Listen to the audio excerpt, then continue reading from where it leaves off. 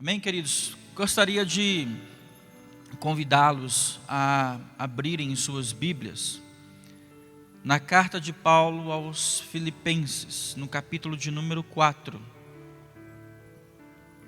Filipenses, capítulo de número 4, do verso 11 até o verso de número 13. Abra sua Bíblia nesse texto e mantenha ela aberta aí para nós podermos trabalharmos essa mensagem. Eu tenho uma proposta de mensagem para você nessa noite, para falar acerca do contentamento. O que é contentamento, pastor? Nós vamos trabalhar nesta noite acerca da virtude de se obter contentamento na vida diária. Você se considera uma pessoa que possui contentamento? Você vai descobrir nessa noite qual é o grau de contentamento da sua vida.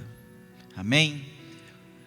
Nós vamos aprender com esse homem, que esse herói da fé aqui, o apóstolo Paulo, acerca do contentamento. Capítulo 4, Filipenses, do verso 11 em diante, diz assim: não estou dizendo isso porque esteja necessitado, pois aprendi a adaptar-me a toda e qualquer circunstância.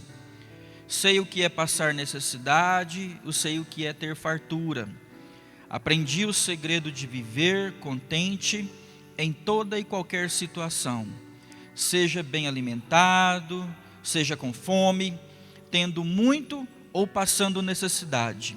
Verso 13: tudo posso naquele que me fortalece. Diga assim, diga o seu nome, eu, Anderson, tudo posso naquele que me fortalece. Amados, só é possível encontrar a verdadeira felicidade e a felicidade plena no plano do contentamento. E eu queria dizer para vocês, trabalhando esse texto aqui, esta mensagem, afirmar para vocês que existem dois tipos de felicidades. Quais são elas? A felicidade que atinge apenas o plano natural de existência, apenas o plano físico. Esta felicidade na qual muitos são acometidos, ela é passageira, na maioria das vezes, e é uma felicidade inconstante. Todas as realizações no plano físico em termos de felicidade visam a satisfação da alma, e isto se reflete nas nossas emoções, no nosso corpo. Salmo 1, do verso 4 ao 6, diz assim: não são assim os ímpios, mas são como a moinha que o vento espalha. Pelo que os ímpios não subsistirão no juízo, nem os pecadores na congregação dos justos, porque o Senhor conhece o caminho dos justos, mas o caminho do ímpio perecerá. Então a primeira felicidade é essa, no plano natural, que nós vivemos, plano de existência, plano físico, que vai de encontro à nossa alma, às nossas sensações e às nossas emoções. Mas existe uma outra felicidade, que é a plenitude da satisfação. Não é apenas como essa primeira felicidade que eu falei, que atinge apenas o plano físico, o plano natural, não. Essa outra felicidade, no qual eu trabalho como uma plenitude, ela traz um regozijo, uma satisfação contínuo e eterno. Essa felicidade, ao contrário da outra, não é passageira, partindo do princípio que seja regada com quê? Com as doutrinas da palavra de Deus. Porque a palavra de Deus, ela é eterna, ela é a mesma ontem e hoje será eternamente. Então, as realizações dessa felicidade alegram não somente a nossa alma, mas também o espírito, que é o nosso elo de ligação, de comunicação para com o nosso Criador. E automaticamente ela é refletida no nosso corpo, trazendo saúde, trazendo refrigério, não trazendo desassossego, mas uma plena convicção de cuidado e zelo da parte de Deus para as nossas vidas. O Salmo 1, verso 1 ao 3 diz assim: bem-aventurado, ou seja, feliz o homem, o varão que não anda segundo o conselho dos ímpios, mas se detém no caminho dos pecadores, nem se assenta na roda dos escarnecedores, antes tem o seu prazer, olha só o prazer daquele que consegue experimentar a felicidade plena. O seu prazer está na lei do Senhor, e na sua lei medita de dia e de noite. Pois será como a árvore plantada junto a ribeiros de águas, a qual dá o seu fruto na estação própria, cujas folhas não caem, e tudo quanto fizer prosperará. Não importa se os tempos são difíceis, não importa se o sol está escaldante, se a seca chegou para vários, mas aquele que é plantado junto às águas de ribeiro, onde as suas raízes estão sendo nutridas através desta água da vida, ele haverá de prosperar sempre, sempre, sempre. A felicidade não é resultado de conquistas ou realizações, ao contrário de que muitas pessoas pensam. Não, o que é felicidade? Não, felicidade é ter muito dinheiro no bolso, ter muitos bens, muitas posses e tal. Alguns dizem assim: sou feliz por aquilo que eu conquistei. Lê do engano. Eu sou feliz não por aquilo que conquistei, e sim porque eu alcancei em Cristo Jesus, conhecendo a Cristo Jesus, a plena salvação da minha vida, da minha alma. Você pode dizer amém por isso? As minhas realizações são resultados de ações e bênçãos provenientes do Senhor. Nada do que nós fazemos, nós devemos atribuir mérito para nós mesmos, mas ao Senhor, o autor da vida.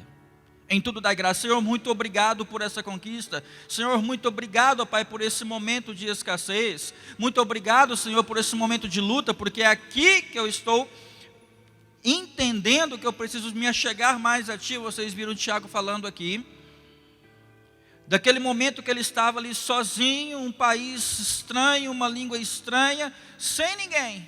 Ele disse: Senhor, eu só tenho Tu, eu só tenho o Senhor. E ele falou que ele só conseguiu, realmente só não entrou em desespero, em surto, porque realmente ele se apegou a Deus. Sabe, amados, para que a verdadeira felicidade tivesse ao nosso alcance, Jesus teve que pagar um alto preço, e um preço de cruz. E a minha felicidade, a nossa felicidade de nós cristãos, se chama graça, conquistada na cruz através da morte de Cristo, porque a graça é o favor imerecido. Eu nada merecia, mas Cristo na cruz morreu por mim. O que eu e você merecíamos, amados? condenação eterna, fruto do pecado. Porém, o apóstolo Paulo, nós entendemos esse homem ele é exemplo, e ele pontua para nós que a felicidade deve sim estar apoiada em Cristo. Paulo passou momentos desafiadores, mas o apóstolo Paulo jamais deixou de crer que a sua felicidade não era fruto das suas realizações e das suas conquistas. Pelo contrário, quando aquele homem teve um encontro com a verdadeira felicidade, com a felicidade em pessoa, com o próprio Cristo, aquele homem teve a sua vida totalmente transformada. Ele deixa tudo aquilo que ele conquistou, tudo aquilo que ele investiu tempo, tudo aquilo que ele investiu dinheiro, tudo aquilo que ele investiu realmente a sua atenção, ele considera aquilo como desnecessário. Ele tem um novo norte na sua vida, ele recalcula a sua rota, e ele passa a desconsiderar tudo aquilo que ele havia alcançado e começa a ingressar numa vida, porque ele sabia que ele tinha encontrado o que é a verdadeira felicidade. Você pode dizer amém por isso? Eu queria que você lesse, por favor, comigo aqui, na segunda carta de Paulo aos Coríntios, 2 Coríntios, capítulo de número 11. Eu quero ler com vocês. Talvez o Tiago vai colocar na tela aí, você tem a sua Bíblia também. Eu quero mostrar para você uma coisa muito interessante. O que esse homem passou? Esse homem era formado nas melhores universidades da época, letrado, poliglota, inteligentíssimo, cargos nobres, recursos que poderiam ser multiplicados como ele quisesse. Mas esse homem, depois de encontrar a verdadeira felicidade, ele não encontra facilidade. A verdadeira felicidade não vem encontrada de facilidades. Você está entendendo? Amém? A falsa felicidade vem sim, acompanhada com facilidades. Olha o que esse homem passou. 2 Coríntios capítulo 11, verso 24 até o verso de 27. 5 vezes recebi dos judeus 39 açoites, açoitado. 3 vezes fui golpeado com varas, 1 vez apedrejado, 3 vezes sofri naufrágio. Passei 1 noite e 1 dia exposto à fúria do mar, lá em alto mar, naufragado. Estive continuamente viajando de uma parte a outra. Enfrentei perigos nos rios, perigos de assaltantes, perigos dos meus compatriotas, perigos dos gentios, perigo na cidade, perigo no deserto, perigos no mar, perigos dos falsos irmãos. Verso 27. Trabalhei arduamente, muitas vezes fiquei sem dormir, passei fome, passei sede, e muitas vezes fiquei de jejum, suportei o frio e a nudez. Olha aqui para mim, irmãos. Quanto tempo de cristão você tem? Esse homem aqui tinha pouquíssimo tempo e passou por tudo isso. O que você consegue trazer à sua memória nesse exato momento, quando eu li esse texto aqui, você pensar, não, eu me encaixo aqui, não, eu sofri isso aqui por causa de Cristo, não, eu sofri. Sabe, queridos, conversava com a minha esposa esse final de semana, e a gente estava eu conversando com alguns amigos também durante a semana, vários pastores e tudo. Eu falei, olha, chegamos no tempo em que nós realmente vamos conhecer, e na verdade serão apresentados os verdadeiros servos do Senhor, os verdadeiros adoradores.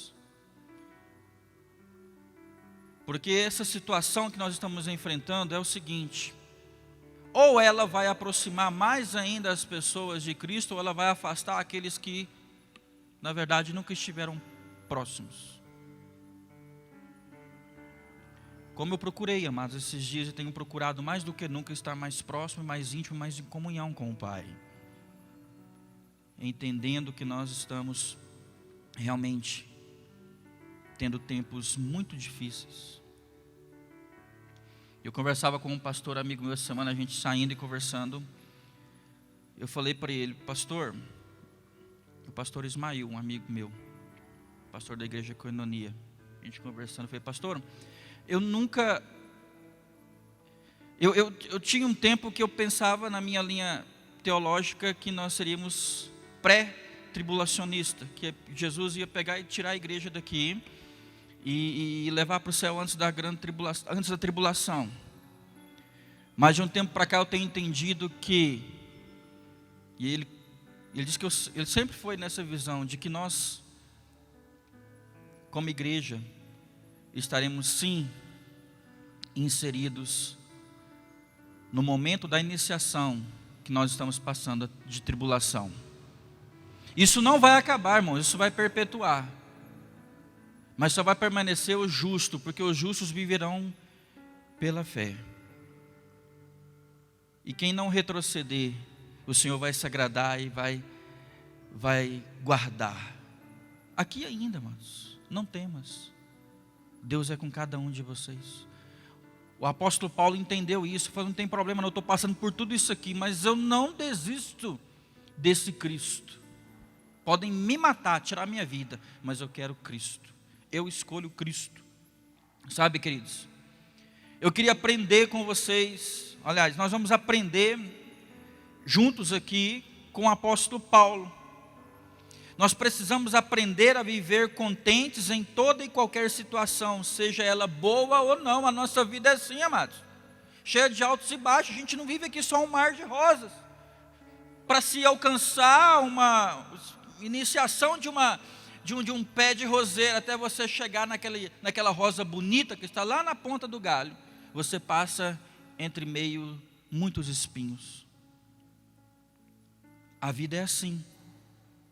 Sabe? Contentamento não pode ser confundido com acomodação ou passividade. Não. Pelo contrário, estar contente representa a atitude de manter-se físico, emocionalmente e espiritualmente inabalável. Pode vir o que for, acontecer o que for, eu sei quem me sustenta.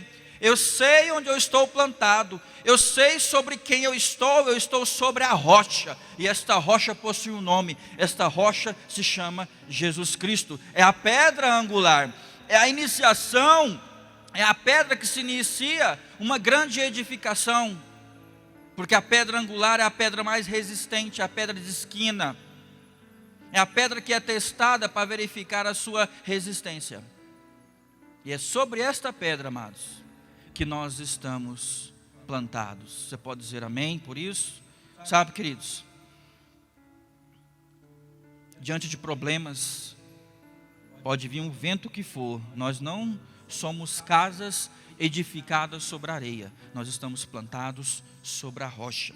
Vamos aprender com Paulo então, aqui, para a gente avançar um pouquinho mais, os segredos do contentamento.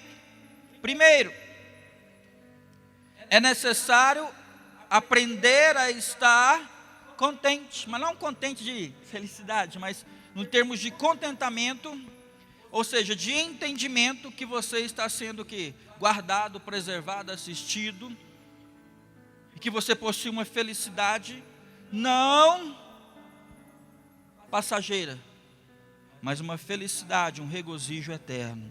Filipenses 4:11, olha que interessante. Contentamento é um aprendizado. Qual que o apóstolo Paulo fala? Digo isso, Filipenses 4:11. Digo isso não por causa da pobreza, porque aprendi, ele não sabia. Aprendi a viver contente, em contentamento, em toda e qualquer situação. contentamento é um aprendizado.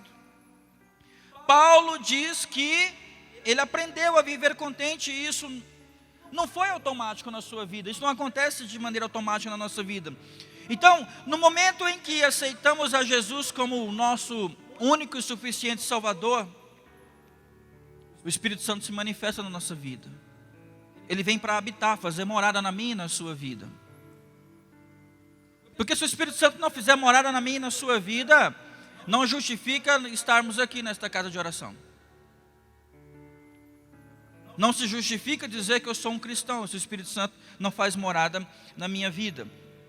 Ele precisa se manifestar de maneira intensa. E é só esse manifestar, é só essa presença, fruto do Espírito Santo na nossa vida, que produz em nós o que? A verdadeira felicidade. Aí sim, você pode dizer, não, eu sou um convertido, genuinamente convertido em Cristo Jesus. Sabe, amados, aprender de Deus é ir adiante dessa manifestação inicial e se dispor a aprender através do discipulado. É você dizer assim, não, eu quero aprender mais de Ti, ó Pai. No que tange o aprendizar da palavra de Deus, da excelência do conteúdo bíblico, eu quero dizer para vocês, enquanto nós vivermos, amados, nós não haveremos de aprender tudo que essa palavra nos fornece, porque é um oceano muito profundo, são águas profundas, e essas águas profundas nos chamam todos os dias para um mergulho. Aquele que mergulha nessas águas profundas jamais terá sede. Sabe, amados, a felicidade, a infelicidade, aliás, é um jugo insuportável. Nós, como seres humanos, presta atenção, amados, nós não fomos criados para a infelicidade. Por um infortúnio da vida, por um infortúnio dos nossos primeiros pais, nós experimentamos o que é infelicidade.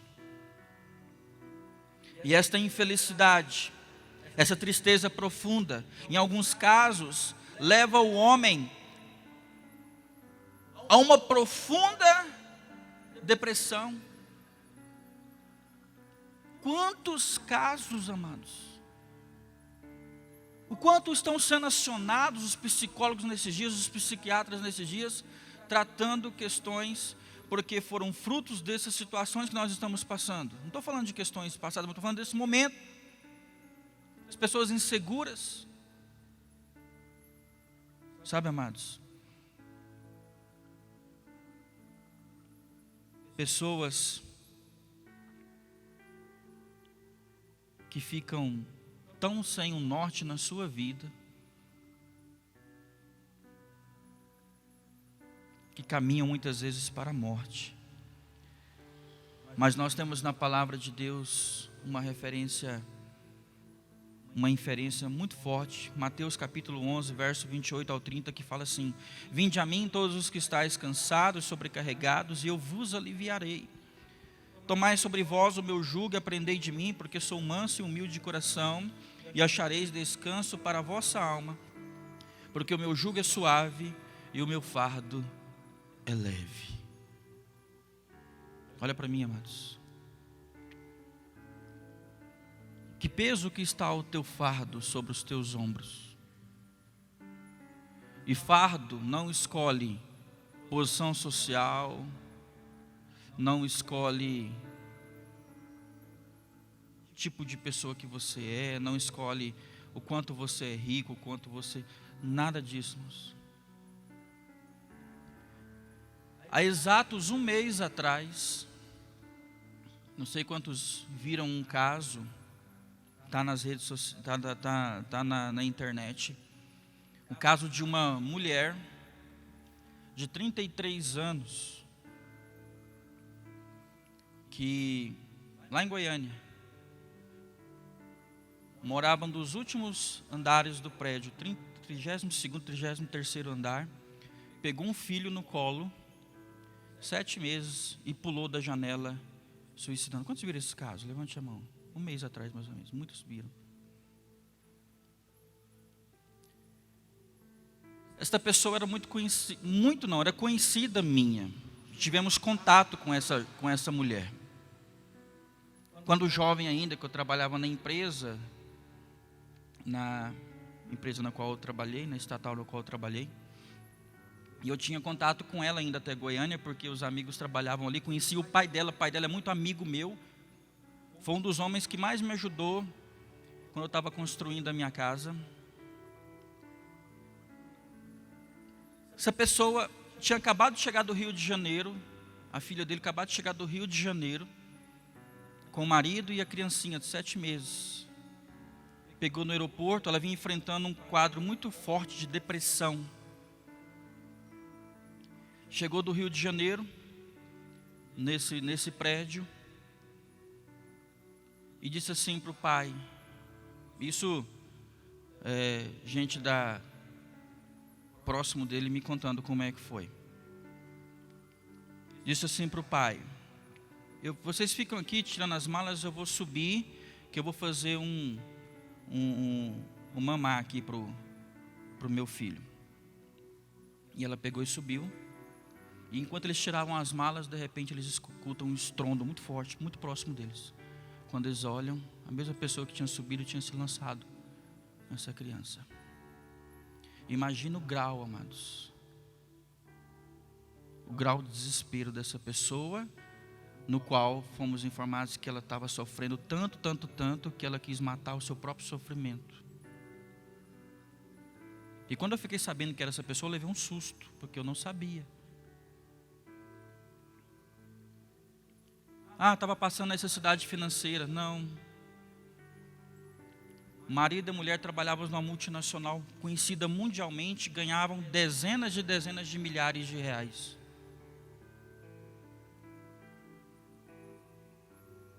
Vocês estão vendo como é que está a necessidade do mundo, amados? Onde está a verdadeira felicidade? Em Cristo. A falsa vai te trazer dinheiro, vai te trazer recurso, falsa garantia de estabilidade. Você está achando que tudo aqui não passa? Tudo aqui passa, mas tudo aqui é passageiro. A única coisa que não passa é os planos de Deus para a nossa vida. Você pode dizer amém por isso?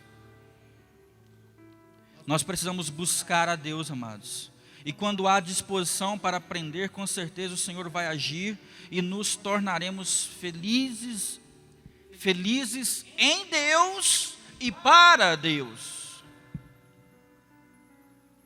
Eu só consigo alcançar esse contentamento quando eu busco esta verdadeira felicidade em Deus e para Deus. Porque dele, por ele, para ele são todas as coisas. Porque dele, por ele, para ele são todas as coisas. Segundo lugar, é necessário aprender a suportar a humilhação. Ai, pastor, eu já fui tão humilhado no meu trabalho, na minha faculdade, alguém da minha família. Versículo 12, o apóstolo Paulo fala, tanto sei estar humilhado. Eu sei me posicionar como um humilhado. O ponto-chave, amados, para alcançar a plenitude da verdadeira felicidade é suportar a humilhação.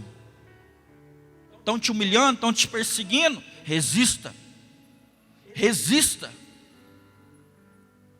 Lucas 14:11. Pois todo o que se exalta será humilhado, e o que se humilha será exaltado. Quando aprendermos a suportar a humilhação, o Senhor nos exaltará, no seu devido tempo e no seu devido modo, não como a gente quer, mas como Ele entende que é melhor para nós. Você pode dizer amém? Ai, pastor, está difícil. Resista. Quando aprendemos a suportar a humilhação, nós vamos ver o agir de Deus na minha vida. Aprender a suportar a humilhação é o quê? É descansar, é esperar no Senhor, irmão. Quantas vezes, às vezes nós ficamos trazendo à nossa memória, minha e da minha esposa, situações no passado no qual nós fomos muito humilhados. E nós simplesmente... Mas é tão bom quando você vê o justo juiz agindo, intercedendo em seu favor. Não preocupa não, irmão. Deus tudo está vendo. Sabe, amados? Paulo e Jesus foram exemplos de superação. Quando foram humilhados, eles sabiam muito bem o que era esse sentimento. Sabe, amados? O apóstolo Paulo e Jesus jamais murmuraram, jamais reclamaram, jamais viraram as costas para o seu ofensor. Isso não é aprender de Deus, e muitos fazem isso hoje. Mas não é essa atitude que o Senhor requer de nós. O profeta Isaías, capítulo 53, verso 7, fez uma apresentação inicial do Messias, no texto quando ele diz: ele foi oprimido, humilhado, mas não abriu a boca. Como cordeiro foi levado ao matadouro, e como ovelha muda perante os seus tosqueadores, ele não abriu a boca. Deus não se agrada de pessoas murmuradoras. Deus não se agrada de pessoas que vivem reclamando.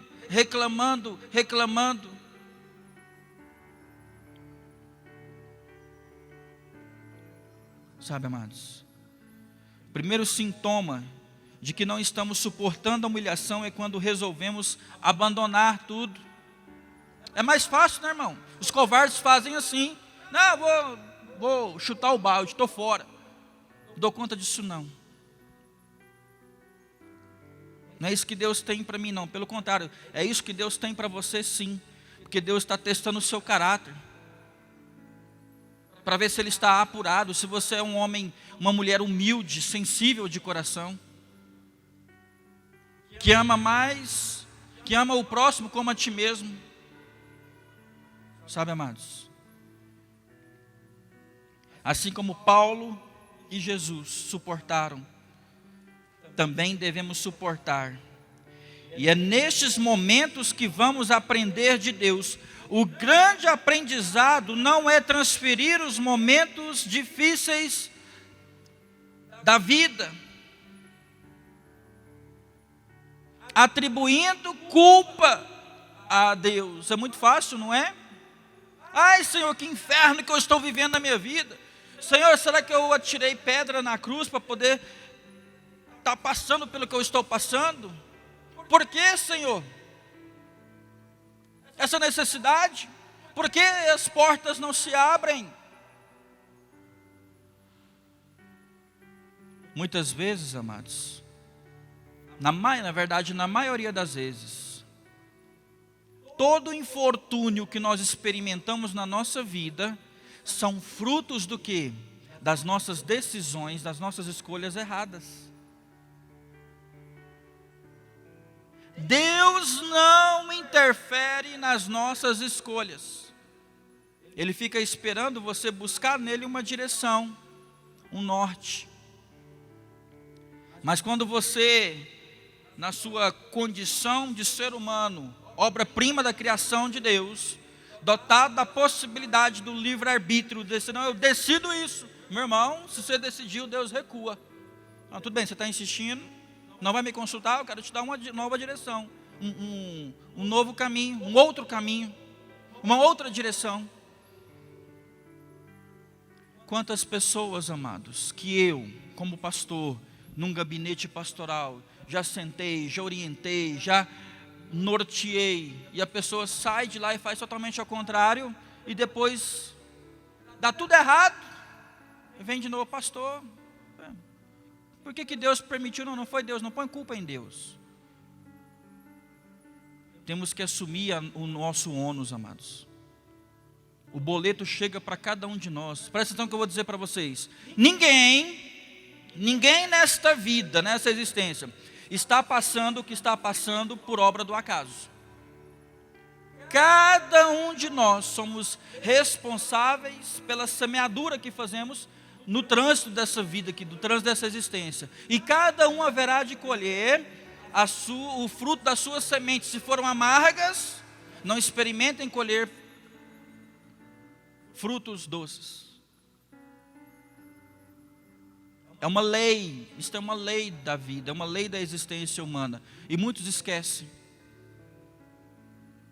Sabe, queridos? Terceiro lugar, é necessário aprender a ser honrado. Olha o versículo 12. Eu aprendi a ser humilhado, mas também aprendi a ser o quê? Honrado. E honra é o princípio ético que leva alguém, por causa da sua conduta, a gozar de tudo que é bom. Porque aqueles que são humilhados, Deus vai colocar numa posição de honra. Haverá de experimentar aquilo que é bom, aquilo que é eterno. A honra, no ponto de vista bíblico, só acontece quando permitimos o quê? Ser o quê? Tratados por Deus, direcionados por Deus. Quando nós somos norteados pelas nossas próprias sensações, emoções, as próprias intuições, irmão, esquece. Você pode até por obra do acaso, até dar um chute certo. Mas na maioria das vezes, amados, quando nós não experimentamos ser tratados, direcionados por Deus, o resultado não é bom. Quando aprendemos de Deus, recebemos dele o reconhecimento. Não há honra maior do que ser reconhecido por Deus. Sabe, amados? E um dos grandes perigos desses últimos tempos é o esfriamento. O esfriamento da fé. O esfriamento é o primeiro sintoma de que estamos perdendo a honra diante de Deus. Deus não interessa, presta atenção no que eu vou dizer para vocês. Deus não se alegra, não tem interesse pelas causas dos descomprometidos com o seu reino. Sabe o que acontece com a gente hoje, mas eu estava pensando esses dias, a gente fica se auto-sabotando. Poxa, a gente é feliz, a gente tem Cristo, né? A gente tem saúde, a gente tem recursos, a gente conhece a palavra, estamos sentados na igreja há anos, participando de estudos, de congressos, um monte de coisa, sabemos muito bem o que o mundo precisa, de que nós venhamos manifestar a luz no qual ele precisa, o mundo que está em trevas. E a gente fica se sabotando, a gente tem o potencial, a gente tem um conhecimento, a gente tem a instrução. E o que a gente tem feito, irmãos? Ó.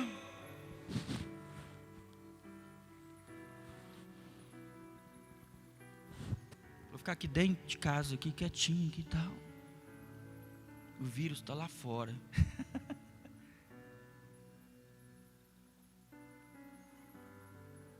Esse vírus serviu só para poder realmente esconder mais ainda aqueles que se diziam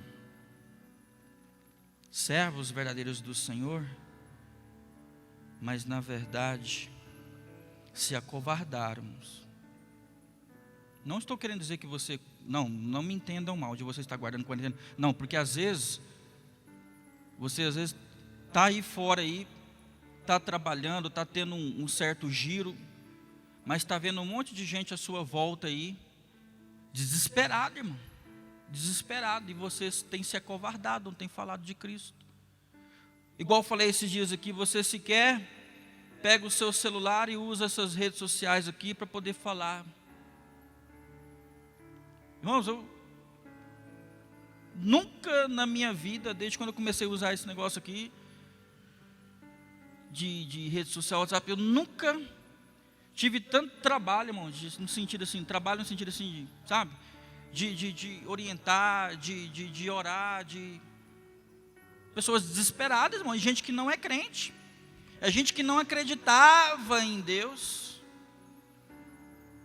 Irmãos, nós nunca, presta atenção no que eu vou dizer para vocês, nós nunca tivemos um campo tão fértil para a gente poder semear, para a gente poder plantar, ver a planta germinar e a colheita chegar como os dias de hoje, porque as pessoas estão em pânico. Se os de casa, da igreja, muitos estão com medo, em pânico, imagina os do mundo, irmão. Pai, cuida de nós, Senhor. E por último, em penúltimo lugar, rapidamente aqui, é necessário aprender a estar contente também nos momentos difíceis. Pastor, é possível estar contente nos momentos difíceis? O apóstolo Paulo fala: de tudo e em todas as circunstâncias já tenho experiência, tanto de fartura como de fome, assim de abundância como também de escassez. Muitos até acham que são felizes, que sua felicidade fundamenta-se na palavra de Deus. Mas quando surgem os problemas, quando surgem as pragas, as pestes, quando a necessidade, quando o desemprego chega, é que podemos saber qual que é o fundamento da sua verdadeira felicidade, do seu verdadeiro contentamento e da sua segurança, irmão. Quem é?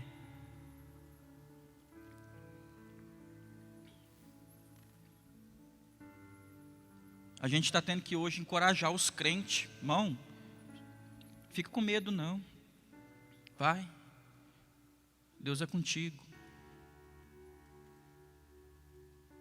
Eu estou gastando muito mais tempo encorajando crente do que descrente, Sarinha. Estou gastando muito mais tempo orando com crente, tentando, vai irmão, crente aí de muito tempo, obreiro, líder. Vamos irmão, vamos.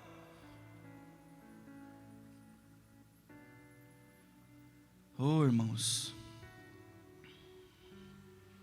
Tiago, capítulo 1, verso 2 e 4 fala assim: meus irmãos, tende por motivo de toda alegria ao passardes por várias provações e dificuldades, é o que nós estamos passando hoje, sabendo que a provação da vossa fé, uma vez confirmada, produz perseverança. Ora, a perseverança deve ter ação completa, para que sejais perfeitos e íntegros e em nada deficientes.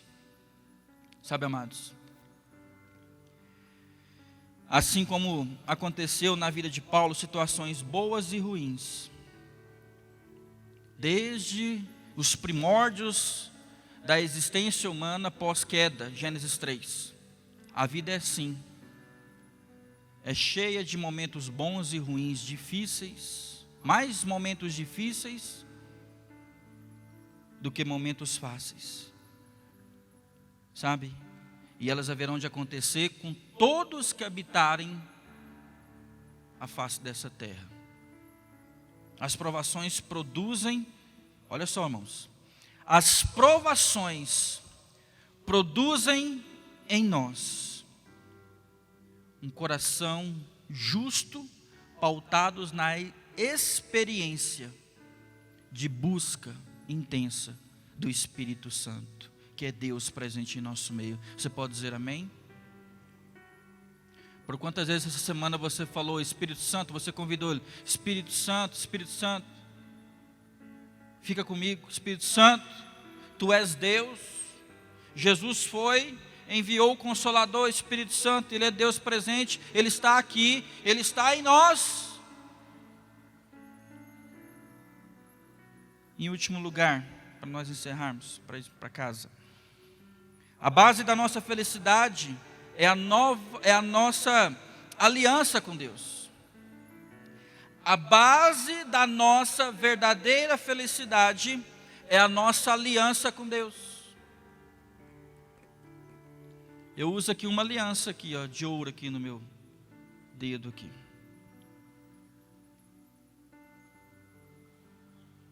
Há 25 anos eu tenho uma aliança com esta jovem. Vou te chamar de jovem, meu bem. Eu tenho um compromisso. Nossa, ela ficou tão feliz, gente. Eu tenho um compromisso com ela. Eu tenho uma aliança. E essa aliança vai durar até que a morte nos separe, em nome do Senhor Jesus. Uma aliança de fidelidade, uma aliança de amor, uma aliança relacional, uma aliança de intimidade, só minha e dela. E é isso que Deus está requerendo de nós. A verdadeira felicidade é fruto de nossa aliança para com Deus. Versículo 13, quando nós lemos e todos repetimos: tudo posso, diga assim, tudo posso naquele que me fortalece.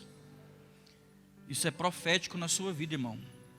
Você pode tudo naquele que te fortalece.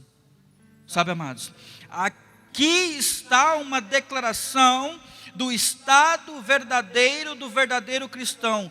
Tudo posso naquele que me fortalece. O apóstolo Paulo aprendeu e nos ensina hoje através da palavra de Deus que não há felicidade fora da intimidade, da comunhão com o Pai. Não há segurança, não há verdadeira paz, mesmo em meio à guerra, a guerra invisível que nós estamos hoje, onde o inimigo não pode ser visto, e esse inimigo, de maneira assombrosa, se propagou por todo o globo terrestre, irmãos.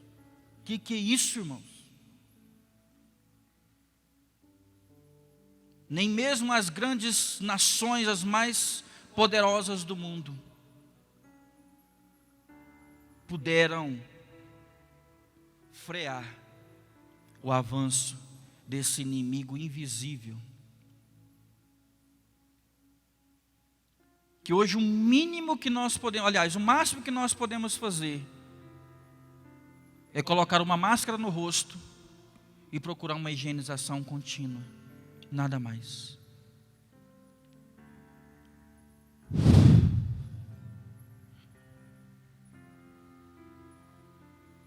Naquilo que Deus nos deu como fôlego de vida, pode estar hoje o fôlego de morte.